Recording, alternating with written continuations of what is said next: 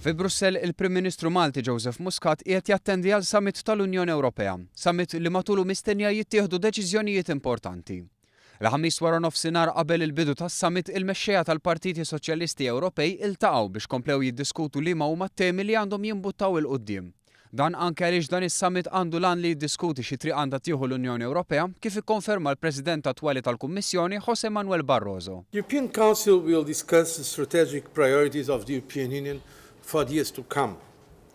I strongly welcome this discussion as all three institutions, Member States, in the European Council, the European Parliament and the Commission should have a common understanding of the priorities ahead, namely on the imperative of growth and jobs.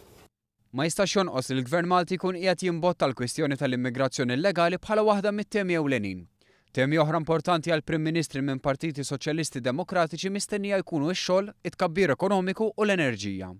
Fuq l-aġenda tad-diskussjoni hemm ukoll il-ħatra ta' President tal-Kummissjoni Ewropea ġdid, bil-Partiti Soċjalisti Demokratiċi qed jappoġġjaw lil Jean-Claude Juncker. Il-Prim Ministru tar-Renju Unit David Cameron se jkun taħt skrutinju minħabba l-kampanja aggressiva tiegħu kontra Jean-Claude Juncker.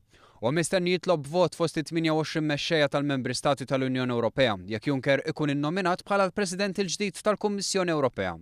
Fl-aħħar sigħat il-Kanċilier tal-Ġermanja Angela Merkel qalet li ma jkun ġara xejn jekk l-appoġġ għal Juncker ma jkunx wieħed unanimu.